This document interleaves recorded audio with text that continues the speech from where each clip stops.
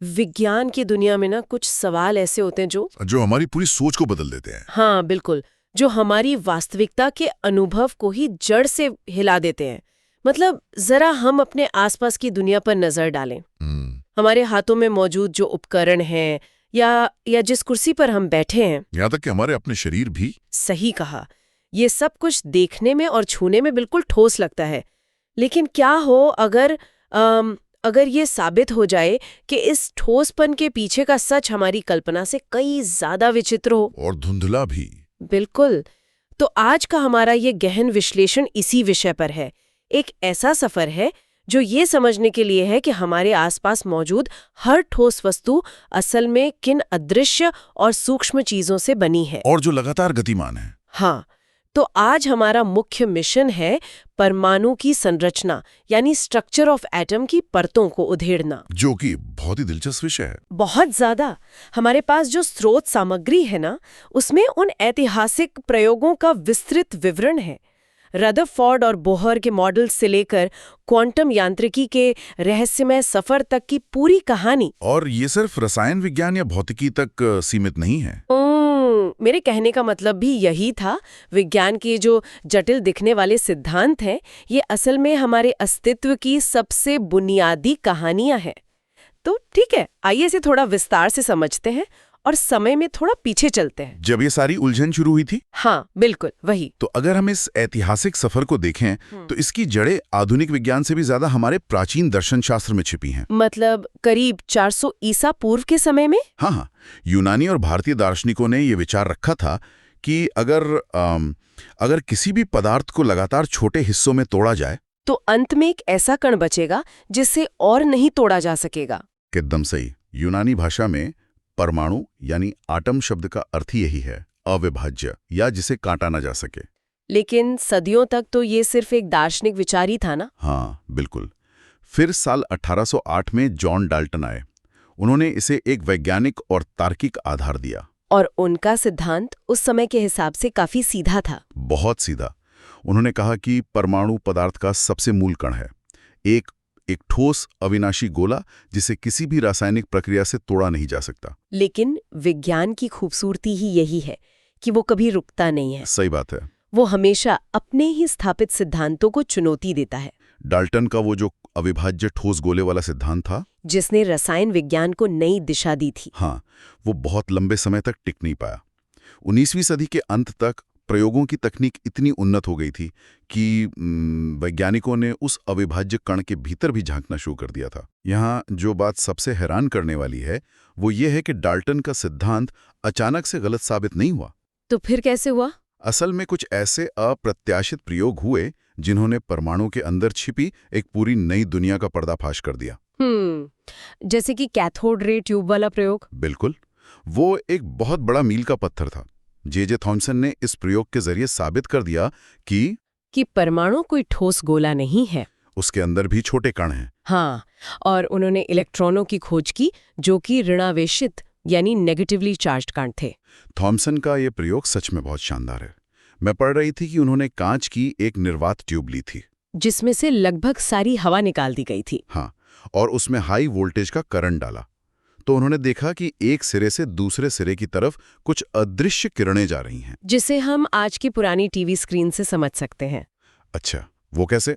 मतलब जो पुरानी बड़ी वाली टीवी होती थी ना, उनमें भी कैथोड किरणें ही स्क्रीन पर टकराकर चमक पैदा करती थी। अरे हाँ, तो जब थॉमसन ने इन किरणों के रास्ते में विद्युत और चुंबकीय क्षेत्र लगाया तो ये किरणें मुड़ गईं। और उनके मुड़ने की दिशा से ये साफ हो गया कि ये नेगेटिव चार्ज वाली हैं। लेकिन उनकी असली जीनियस तो इस बात में थी ना कि उन्होंने इनकी मुड़ने की मात्रा को माप लिया। बिल्कुल, उसी से उन्होंने इलेक्ट्रॉन के आवेश और द्रव्यमान का अनुपात निकाला, जो कि शायद 1.75 गुणा 10 की घात 11 कूलम प्रति किलोग्राम था। एकदम सटीक। और ये अनुपात साबित करने के लिए काफी था कि इलेक्ट्रॉन हर पदार्थ में मौजूद एक कण है। लेकिन अभी भी रहस्य पूरी तरह सुलझा नहीं था। हाँ, क्योंकि सटीक आवेश और द्रव्यमान अलग अलग क्या है ये अभी भी पहेली थी। और इसे सुलझाया R.A. मिलिकन ने उनके उस मशहूर तेल की बूंद वाले प्रयोग से। मिलिकन का प्रयोग तो किसी कला से कम नहीं था। सच में उन्होंने एक स्प्रे मतलब एक एटमाइजर का उपयोग करके तेल की बेहद बारीक बूंदों को एक चेंबर में स्प्रे किया और फिर एक्सरे की मदद से उस चैम्बर की हवा को आयनित कर दिया, जिससे इलेक्ट्रॉन तेल की बूंदों पर चिपक गए और वो बूंदें नेगेटिवली चार्ज्ड हो गईं। इस पूरे सेटअप में जो बात मुझे सबसे ज्यादा रोमांचित करती है वो गुरुत्वाकर्षण और विद्युत बल के बीच संतुलन। हाँ, उन्होंने उन गिरती हुई तेल की बूंदों को रोकने के लिए ऊपर और नीचे लगी प्लेट्स के बीच एक इलेक्ट्रिक फील्ड बनाई और उसे इतनी बारीकी से एडजस्ट किया कि बूंदें हवा में लटक गई, ना नीचे गिर रही थी ना ऊपर जा रही थी। बिल्कुल।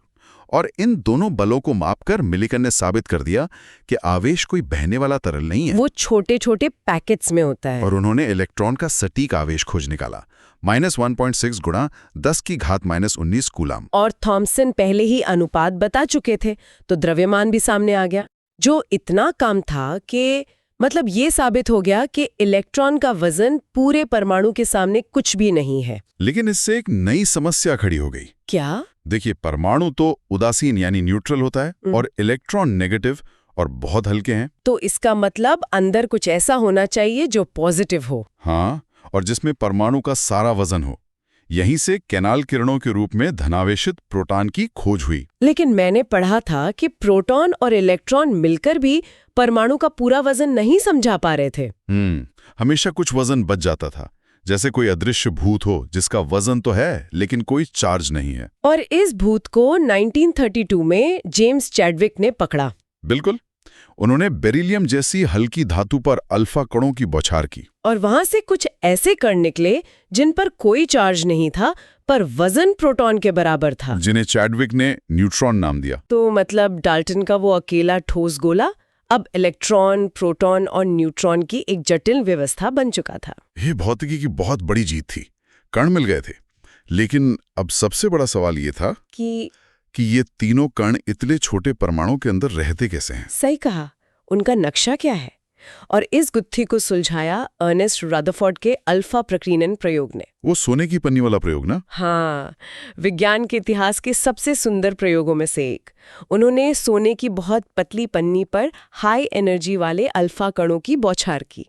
उन्हें लगा होगा कि ये भारी अल्फा कण सोने की पन्नी के आर पार सीधे निकल जाएंगे या थोड़ा बहुत मुड़ेंगे, लेकिन जो हुआ उसने सबको हिलाकर रख दिया। मतलब ज्यादातर कण सीधे निकल गए, लेकिन कुछ बहुत बड़े कोण से मुड़े। और हजारों में से एक कण तो पन्नी से टकराकर वापस उसी दिशा में लौट आया। रदरफोर्ड का वो डायलॉग बहुत मशहूर है ना, कि ये ऐसा था जैसे तोप का गोला एक पतले कागज से टकराकर वापस आ जाए। बिल्कुल। और इससे जो निष्कर्ष निकला उसने हमारा नजरिया हमेशा के लिए बदल दिया। रदरफोर्ड ने बताया कि परमाणु का ज्यादातर हिस्सा बिल्कुल खाली है और सारा पॉजिटिव चार्ज और वजन केंद्र में एक बहुत छोटे बिंदु पर है, जिसे नाभिक या न्यूक्लियस कहते हैं। और इलेक्ट्रॉन इस नाभिक के चारों ओर बहुत तेज गति से चक्कर लगाते हैं। बिल्कुल, सौर मंडल की तरह, सूर्य और ग्रहों की तरह। हाँ, अब इस खालीपन को समझने के लिए स्रोत में एक बहुत अच्छा उदाहरण है। वो क्रिकेट की गेंद वाला? हाँ, अगर परमाणु के नाभिक को एक क्रिकेट की गेंद मान लिया जाए तो पूरे परमाणु की त्रिज्या 5 किलोमीटर होगी। बाप रे! मतलब केंद्र में एक छोटी सी गेंद और उसके चारों तरफ 5 किलोमीटर तक सिर्फ खाली जगह, जहां इलेक्ट्रॉन नाच रहे हैं। तो हमारे आसपास की हर चीज असल में इसी खालीपन से बनी है। सच में ये सोचकर ही अजीब लगता है।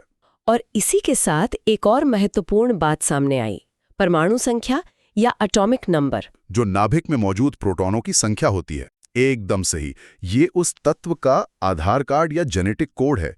प्रोटॉन बदले तो तत्व बदल जाए। और यहीं से समस्थानिकों यानी आइसोटोप्स की बात भी आती है। हाँ, जहाँ प्रोटॉन तो सेम रहते हैं पर न्यूट्रॉन अलग होने से वजन बदल जाता है। जैसे हाइड्रोजन के 3 रूप होते हैं, प्रोटियम, ड्यूटेरियम और ट्रिटियम। बिल्कुल, रासायनिक व्यवहार सेम है, बस वजन अलग है।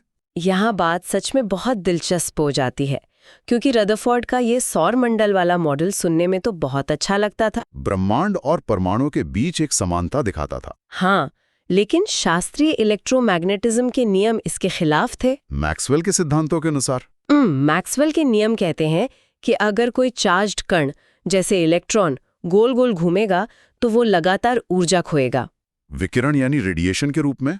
और अगर वो ऊर्जा खोएगा तो उसकी कक्षा छोटी होती जाएगी। और वो धीमा होकर अंत में नाभिक में जा गिरेगा। और इस हिसाब से तो पूरा ब्रह्मांड 1 सेकंड से भी कम समय में नष्ट हो जाना चाहिए था। लेकिन ऐसा होता नहीं है। परमाणु बहुत स्थिर होते हैं। तो इस विरोधाभास को किसने सुलझाया? नील्स बोहर ने। बिल्कुल। और बोहर के साथ ही प्रकाश और ऊर्जा को समझने का एक नया नजरिया सामने आया। मैंने पढ़ा है कि बोहर का मॉडल मैक्स प्लैंक के विचार पर टिका था। हाँ, प्लैंक का वो सिद्धांत जिसने भौतिकी को हिला दिया। पहले लोग सोचते थे कि ऊर्जा एक लगातार बहने वाली नदी की तरह है। लेकिन प्लैंक ने कहा कि नहीं, ऊर्जा लगातार नहीं बहती। ये छोटे छोटे पैकेट्स या बंडलों में आती है, जिन्हें क्वांटा कहा गया। जैसे सीढ़ियों के पायदान होते हैं ना, आप या तो एक सीढ़ी पर खड़े हो सकते हैं या दूसरी पर, बीच में हवा में नहीं लटक सकते। बहुत सही उदाहरण दिया। बोहर ने इसी क्वांटा के विचार को रदरफोर्ड के मॉडल में मिला दिया। अच्छा, तो बोहर ने कहा कि इलेक्ट्रॉन अपनी मर्जी से कहीं भी नहीं घूम सकते। उनकी कुछ निश्चित फिक्स कक्षाएं होती हैं, और जब तक इलेक्ट्रॉन अपनी फिक्स कक्षा में है वो ऊर्जा नहीं खोएगा। ये तो पुराने नियमों के बिल्कुल खिलाफ था। हाँ, लेकिन परमाणु की स्थिरता को समझाने के लिए जरूरी था। और जब परमाणु को बाहर से ऊर्जा मिलती है तो इलेक्ट्रॉन ऊर्जा का एक पैकेट, मतलब एक क्वांटा, सोखकर ऊपर वाली कक्षा में छलांग लगाता है, जिसे क्वांटम छलांग कहते हैं। लेकिन ऊपर की कक्षा अस्थिर होती है, तो वो वापस नीचे लौटता है। और लौटते समय वो उसी ऊर्जा को प्रकाश के रूप में बाहर निकालता है, जिसे फोटॉन कहते हैं।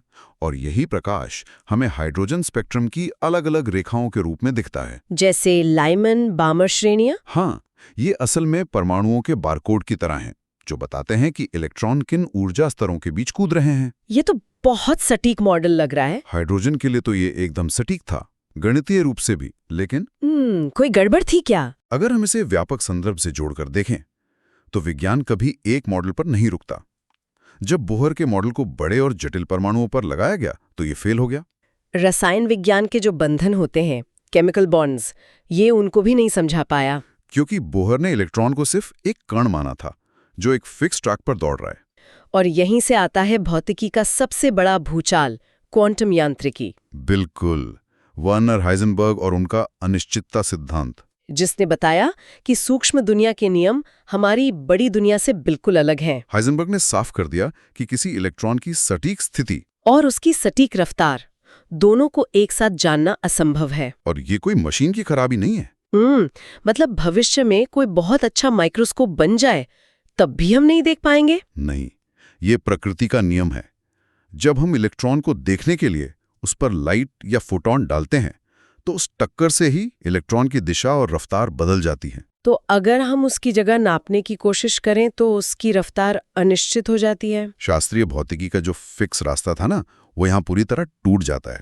तो अगर हम बता ही नहीं सकते कि इलेक्ट्रॉन किस रास्ते पर चल रहा है, तो फिर बोहर की गोल कक्षाओं का तो कोई मतलब ही नहीं बचा। बिल्कुल नहीं। और यही एंट्री होती है एरविन श्रोडिंगर की, उनके तरंग समीकरण के साथ। हाँ, उन्होंने इलेक्ट्रॉन को कण की जगह एक तरंग यानी वेव माना और कक्षा के विचार को खारिज करके कक्षक मतलब ऑर्बिटल की नई अवधारणा दी। कक्षा और कक्षक में क्या फर्क है? कक्षा एक फिक्स रास्ता है, लेकिन कक्षक एक 3D क्षेत्र है, एक संभावनाओं का धुंधला बादल जहां इलेक्ट्रॉन के पाए जाने की प्रायिकता सबसे ज्यादा होती है। मतलब अब हम निश्चितता से संभावना की दुनिया में आ गए? बिल्कुल, इलेक्ट्रॉन किसी एक जगह पर नहीं है, वो पूरे बादल में एक साथ फैला हुआ है। तो इन सब का आखिर मतलब क्या है? क्या मतलब? मतलब अगर इलेक्ट्रॉन सिर्फ एक धुंधला बादल है तो विज्ञान उसे परिभाषित कैसे करता है? उस बादल का भी तो कोई गणितीय ढांचा होगा। हाँ, बिल्कुल है। और उस ढांचे को हम क्वांटम संख्याएं या क्वांटम नंबर्स कहते हैं। जैसे किसी का पूरा घर का पता ढूंढना हो। एकदम सही। ये कोई भौतिक गली मोहल्ला नहीं है, पर इलेक्ट्रॉन का एक बहुत सटीक गणितीय पता है। 4 क्वांटम संख्याएं होती हैं। चलिए इस गणितीय पते को डिकोड करते हैं। सबसे पहले है मुख्य क्वांटम संख्या, जिसे n से दिखाते हैं। हाँ, ये शहर या पिन कोड की तरह है, जो बताता है कि बादल नाभिक से कितना दूर है और उसका आकार क्या है। दूसरी है द्विगंशी क्वांटम संख्या L, ये मोहल्ला या गली है ना, जो कक्षक का 3D आकार बताती है। बिल्कुल। जैसे अगर आकार गोल है तो उसे S कक्षक कहते हैं, और अगर डंबल जैसा है तो P कक्षक। और तीसरी है चुंबकीय क्वांटम संख्या ML, ये घर का नंबर है, जो हमें बताता है कि वो डंबल आकार 3D स्पेस में किस दिशा में है। एक्स अक्ष पर, वाई पर या जेड पर, बल्कि सीधे इलेक्ट्रॉन के बारे में है। जैसे कमरे के अंदर इंसान किस दिशा में घूम रहा है। सही कहा।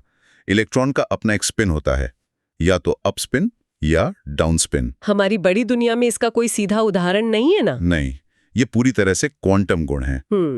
अब जब हमें इलेक्ट्रॉनों का पता मालूम चल गया है, तो ये कक्षक भरते कैसे हैं? इसके भी तो कुछ नियम होंगे। प्रकृति के 3 बहुत जादुई और कड़े नियम हैं। पहला है ऑफबाउ सिद्धांत। ये प्रकृति के ऊर्जा बचाने वाले स्वभाव को दिखाता है। सबसे कम ऊर्जा वाले कक्षकों को पहले भरा जाता है। मतलब इलेक्ट्रॉन कोई एक्स्ट्रा ऊर्जा खर्च नहीं करना चाहते। बिल्कुल। जैसे 3D कक्षक की ऊर्जा 4s से ज्यादा होती है, तो पहले 4s भरता है। समझ गए। दूसरा नियम है पाउली का अपवर्जन सिद्धांत। क्वांटम दुनिया का सबसे सख्त कानून, किसी भी कक्षक में ज्यादा से ज्यादा केवल 2 ही इलेक्ट्रॉन रह सकते हैं। और वो भी उल्टे स्पिन के साथ। हाँ, दोनों की चारों क्वांटम संख्याएं कभी सेम नहीं हो सकती। मतलब एक अप स्पिन और एक डाउन स्पिन। यही नियम है जो पदार्थ को एक आकार देता है और उसे ढहने से बचाता है। और तीसरा नियम है हुंड का नियम, जो इलेक्ट्रॉनों के बीच के प्रतिकर्षण यानी रिपल्शन को कम करता है। इसे हम बस की सीटों की तरह समझ सकते हैं क्या? बस की सीटें कैसे? जैसे जब बस खाली होती है तो लोग पहले अलग अलग खाली सीटों पर बैठना पसंद करते हैं। कोई अजनबी के साथ नहीं बैठना चाहता। हाँ, बिल्कुल सही उदाहरण। जब समान ऊर्जा वाले कक्षक होते हैं, जैसे पी उपकोष के 3 कक्षक, तो इलेक्ट्रॉन पहले सब में अकेले अकेले जाते हैं। और उनका स्पिन भी सेम दिशा में होता है। और जब सब में एक एक आ जाता है, तब वो जोड़े बनाना शुरू करते हैं। इससे दूरी बनी रहती है। और मैंने पढ़ा है कि आधे भरे और पूरे भरे हुए कक्षक ज्यादा स्थिर होते हैं। हाँ, उनकी समरूपता और विनिमय ऊर्जा के कारण। इससे एक बहुत ही महत्वपूर्ण सवाल खड़ा होता है। क्या सवाल? आज हमने जो ये पूरा सफर तय किया, डाल्टन के उस ठोस गोले से लेकर क्वांटम वास्तविकता की संभावनाओं वाले बादल तक। हाँ, तो अब परमाणु के अंदर कोई ठोस चीज तो है ही नहीं। इलेक्ट्रॉन सिर्फ गणितीय बादल हैं। सूक्ष्म दुनिया सच में हमारी समझ के लिए बहुत बड़ी चुनौती है। और यहीं पर मेरे दिमाग में एक उत्तेजक विचार आता है। वो क्या? हमने देखा कि रदरफोर्ड ने साबित किया कि 99.9% परमाणु खाली हैं।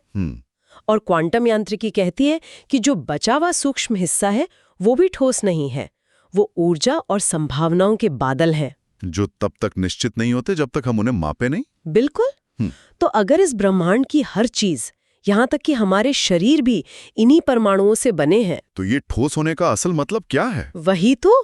क्या ये ठोसपन सिर्फ इन क्वांटम कणों के आपस में टकराने का एक मायाजाल है? शायद अगली बार जब हम किसी दीवार को छुएं, तो हमें ये सोचना चाहिए कि हम असल में किसी ठोस चीज को नहीं, बल्कि संभावनाओं के एक खाली ब्रह्मांड को छू रहे हैं। वास्तविकता की ये धुंधली प्रकृति ही तो विज्ञान को एक गहरा दार्शनिक अनुभव बनाती है। बिल्कुल सही कहा। इस अचरज भरे और जटिल सफर में हमारे साथ गहराई तक उतरने के लिए बहुत बहुत धन्यवाद। मुझे भी बहुत मजा आया। उम्मीद है कि इस विस्तृत चर्चा ने इस विषय और हमारे आसपास की भौतिक दुनिया को देखने का एक नया नजरिया दिया होगा। विज्ञान की इस दुनिया में अपनी जिज्ञासा ऐसी बनाए रखें। हम जल्द ही एक और ऐसे ही ज्ञानवर्धक और गहरे विषय के साथ वापस लौटेंगे।